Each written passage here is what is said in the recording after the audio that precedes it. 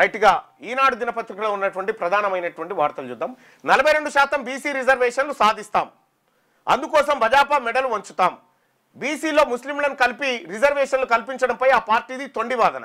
గుజరాత్, ఉత్తరప్రదేశ్, మహారాష్ట్రలోనూ ముస్లింలకు రిజర్వేషన్లు. ఆ విషయం అమిత్ షా కూడా చెప్పారు. అది తప్పైతే పార్టీ నుంచి ఆయనను బహిష్కరించండి. ఉపరాష్ట్రపతిగా దత్తాత్రేయకు అవకాశం ఇవ్వాలి. ఢిల్లీలో CM Revanth Reddy press meet. కేంద్ర ప్రభుత్వంలో ఉన్న భాజపా మెడలు వంచైనా తెలంగాణలో బీసీలకు విద్యా, ఉద్యోగాలు, స్థానిక సంస్థల ఎన్నికల్లో 42% రిజర్వేషన్లు సాధించి తీరుతామని ముఖ్యమంత్రి రేవంత్ రెడ్డి ధీమా వ్యక్తం చేశారు. బీసీల్లో ముస్లింలను కలిపి రిజర్వేషన్లు అమలు చేయడాన్ని అంగీకరించబోమన్న భాజపాది తొండివాదనాన్ని కొట్టిపారేశారు. బుధవారం ఇక్కడి తన అధికారిక నివాసంలో ఆయన విలేకరులతో మాట్లాడారు. బీసీ రిజర్వేషన్లపై శాసనసభలో చర్చ జరిగినప్పుడు భాజపా ఎమ్మెల్యేలు మద్దతు పలికారు. కానీ ఆ పార్టీ రాష్ట్ర నూతన అధ్యక్షుడు మాత్రం అందులోంచి ముస్లింలను తొలగించాలని వితండవాదం చేస్తున్నారు. ముస్లిం రిజర్వేషన్లపై కిషన్ రెడ్డి, బండి సంజయ్, రామచంద్రరావులు అవగాహన లేకుండా మాట్లాడుతున్నారు. ఆ పార్టీ అధికారంలో ఉన్న గుజరాత్, యూపీ, మహారాష్ట్రలో 40 నుంచి 50 ఏళ్ల నుంచి ముస్లిం రిజర్వేషన్లు అమల్లో ఉన్నాయనేటువంటి మాట చెప్తా ఉన్నారు.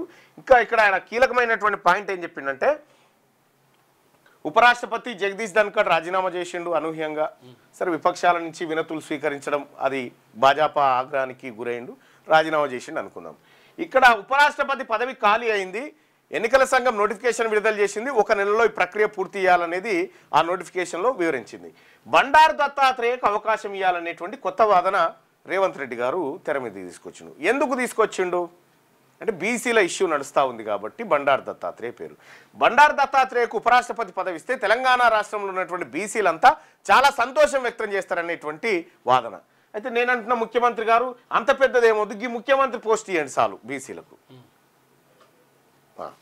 ఈ ముఖ్యమంత్రి పోస్ట్ ఇవ్వండి, ఈ ముఖ్యమంత్రి పోస్టు ఇవ్వండి బీసీలకు. దీంతో చాలా సంతృప్తి పడతాం. అసలైంది ఇది. నామ్ నిషాన్ పదవులు ఉపరాష్ట్రపతి, రాష్ట్రపతి ఏముంటుంది దాంట్లో? ఏమీ ఉండదు. అసలైన పదవులు మీ దగ్గర పెట్టుకొని ఏదో ఒడ్ల గింజల తాలు మాకీమని చెప్పి ఇప్పుడు మేమంతా కన్నీళ్లు గార్చాలి, ఆనంద బాష్పాలు గార్చాలి మీ ప్రకటన మీద. మాకెందుక? మాకు ఈ ముఖ్యమంత్రి సీటు మాది, బీసీలది. ఇది తీసుకోవడానికి మేము సిద్ధమవుతా ఉన్నాం. ఇంక భారతీయ జనతా పార్టీ నాయకుడు దత్తాత్రేయకు ఉపరాష్ట్రపతిగా అవకాశం కల్పించాలంటుండు. ఒక పని చేయండి, దత్తాత్రేయకు ఉపరాష్ట్రపతిగా అవకాశం కల్పిస్తే ఇండియా కూటమి పక్షాలతో మద్దతు ఇప్పించే బాధ్యత నీదేనా? ఫస్ట్ సంతకాలు పెట్టి ఓ పని చేయి. ఈ ఇండియా కూటమి పక్షాల దగ్గర 243 మంది ఎంపీలు ఉన్నారు. 30 నుంచి 40 మధ్యలో ఉన్నారు. ఒకరిద్దరు రిటార్ట్ అయి ఉంటారు. వీళ్ళ దగ్గర సంతకాలు పెట్టించి ఒకసారి ప్రధానమంత్రికి ఇవ్వండి. ఏమని? అయ్యా, బండారు దత్తాత్రేయ గారు ఉపరాష్ట్రపతిగా ఉండడం మేము ఇండియా కూటమి పక్షాల నుంచి కూడా స్వాగతిస్తున్నామని వీళ్ళ దగ్గర సంతకాలు పెట్టించి రాహుల్ గాంధీ గారితో ఒక ప్రకటన చేయించు, బండారు దత్తాత్రేయకి ఇవ్వమని. ఇది మా పబ్లిక్ షోలో పూలు పెట్టడానికి చేసే ప్రకటన కాకపోతే ఇది వాస్తవం ఉందా ఏమన్నా? ఎవరినో ఒకరిని అడ్డు పెట్టుకొని బీసీ రిజర్వేషన్లను భాజపా అడ్డుకోవాలనుకుంటే తెలంగాణ ప్రజలు ఆ పార్టీని రాష్ట్రంలో తుడిచిపెట్టేస్తారు. ఆ పరిస్థితి రాకుండా తెలంగాణ చేసిన 42% బీసీ రిజర్వేషన్ బిల్లుకు అండగా నిలుస్తున్నామని ప్రకటించి బీసీల పట్ల అభిమానాన్ని నిరూపించుకోవాల్సిన అవసరం భాజపాకు ఉందని చెప్తా ఉన్నాడు. దొంగది కాదు దొడ్లకు రాదన్నట్టుగా ఫస్ట్ దొంగతనం చేసిందే మనం. బీసీల డాటా దాచిపెట్టి బీసీలకు సంబంధించినటువంటి లెక్కలు తారుమారు చేసినటువంటి మనం బీసీల అభిమానాన్ని మీరు ఏ పార్టీ అభిమానాన్ని సూరుగన్నారు? బీసీలది. తెలంగాణ రాష్ట్ర ప్రజలు, మరి ముఖ్యంగా ఈ దేశంలో ఉన్నటువంటి బీసీలు, బాబాసాహెబ్ అంబేద్కర్ కాన్స్టిట్యూషన్ ఆఫ్ ఇండియాలో ఎస్సీ ఎస్టీలకు రిజర్వేషన్ అంశాన్ని కల్పించిండు. బీసీల రిజర్వేషన్ అంశం తర్వాత వచ్చేసి రాష్ట్రాల పరిధిలో వదిలిపెట్టారు. ఎన్నడన్నా కాంగ్రెస్ పార్టీ బీసీలకు రిజర్వేషన్ ఇచ్చిందా? రేవంత్ రెడ్డి గారు, ఈ చర్చకు నేను సిద్ధంగా ఉన్నా. నీకు జనతా ప్రభుత్వం వచ్చినప్పుడు బీపీ మండల్ కమిషన్ వేస్తే, వీపీ సింగ్ సర్కార్ వచ్చినప్పుడు ఆ మండల్ కమిషన్ రిపోర్ట్ను ఇంప్లిమెంట్ చేస్తే వచ్చింది. కాంగ్రెస్ పార్టీ దేశంలో బీసీలకు ఇచ్చిన రాజకీయం ఏమీ లేదు, రిజర్వేషన్ లేదు. ఆ 27% రిజర్వేషన్ బీపీ మండల్, వీపీ సింగ్ పుణ్యాన్ వచ్చింది. వచ్చినటువంటి 27ను ఎన్టీ రామారావు గారు ముఖ్యమంత్రిగా ఉన్నప్పుడు 45% రిజర్వేషన్ బీసీలకు ఇవ్వాలనేటువంటి ప్రతిపాదన పెట్టినప్పుడు కాంగ్రెస్ పార్టీ నాయకులు కోర్టుకు పోయి దాన్ని అడ్డుకున్నారు. ఇది నా మాట కాదు. ద డెక్కన్ పాలిటిక్స్ అనేటువంటి బుక్లో దేవులపల్లి అమర్ గారు రాసినటువంటి పుస్తకంలో ఉన్నటువంటి మాట. ఇక్కడ కాంగ్రెస్ పార్టీకి ఉన్నటువంటి హిస్టరీ ఇది రిజర్వేషన్ల విషయంలో.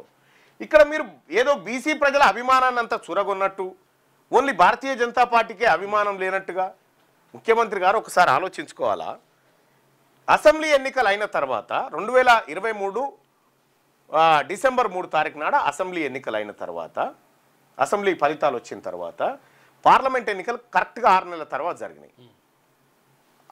పార్లమెంట్ ఎన్నికలకు వచ్చేసరికి బీజేపీ ఎంపీలు 408 మంది అయ్యారు.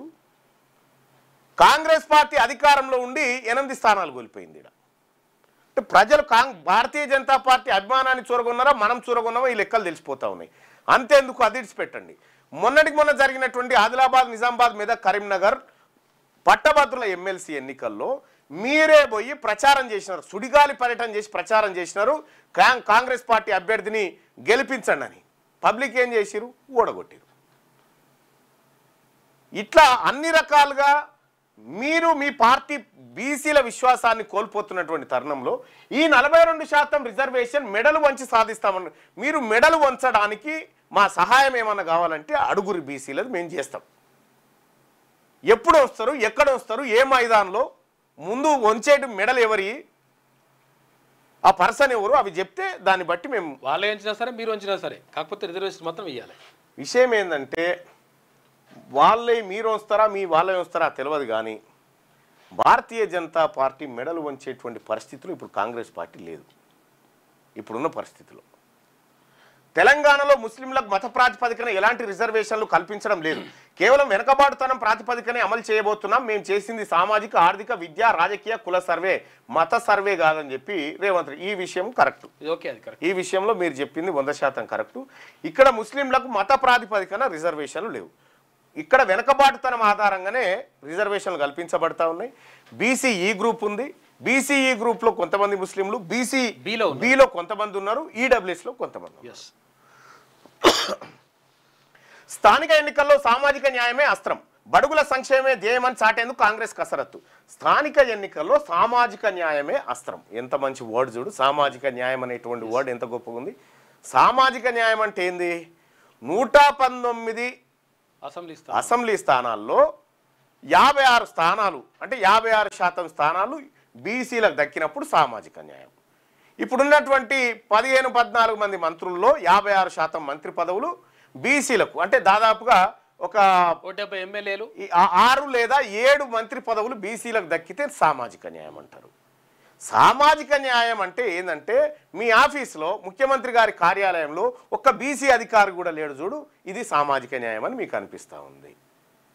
మీరిచ్చినటువంటి కార్పొరేషన్ పదవుల్లో అత్యధిక శాతం మీ వర్గాలను తీసుకొని మా బీసీలకు అన్యాయం చేసి సామాజిక న్యాయం గురించి మీరు మాట్లాడడం, ఇది చాలా అద్భుతంగా ఉంది. ఇది వాళ్ళ గిన్నిస్ బుక్ వాళ్ళు కూడా ఇంటే ఇది ఆయనత మీ పేరు తీసుకొని పోయి రాసుకోగల ఇంత అద్భుతమైన అంశం అని. బడుగుల సంక్షేమమే ధ్యేయమని చాటేందుకు కాంగ్రెస్ కసరత్తు. కులగణన, బీసీ రిజర్వేషన్లపై నేడు ఢిల్లీలో సీఎం ప్రెజెంటేషన్ ఇవ్వబోతూ ఉన్నాడు. నిజంగా పదే ప్రెజెంటేషన్ ఇవ్వాల్సిన అవసరం ఎందుకు ఏర్పడతా ఉంది అంటే ఒక అబద్ధాన్ని పదే నిజమని నమ్మించడానికి ముఖ్యమంత్రి చేయని ప్రయత్నం లేదు. దీనికి అంతటికీ కారణం జానారెడ్డి ఆడినటువంటి దేడిదిమాగ్ పనుల ఈయన ఇరికిండు. ముందుగాల మంచిగానే ఉండే, తర్వాత ఇరికి జానారెడ్డి మీద నెట్టేసరికి ఒక అబద్ధాన్ని కప్పిపుచ్చడానికి ఇంకో అబద్ధం, ఇట్లా మొత్తం వ్యవస్థనంతా నాశనం చేసిండ్రు వీళ్ళంతా కలిసి. సామాజిక న్యాయం అని చెప్పకు, సామాజిక అని పెట్టు, అన్యాయమే అస్త్రం అని పెట్టు. సామాజిక అన్యాయమే అస్త్రంగా కాంగ్రెస్ పార్టీ రండి. బీసీలుగా తెలంగాణ రాష్ట్రంలో ఎన్నికలను ఎట్లా ఎదుర్కోవాలో బీసీలో మేము సమాయత్తం అవుతున్నాం, మేము చూపిస్తాం.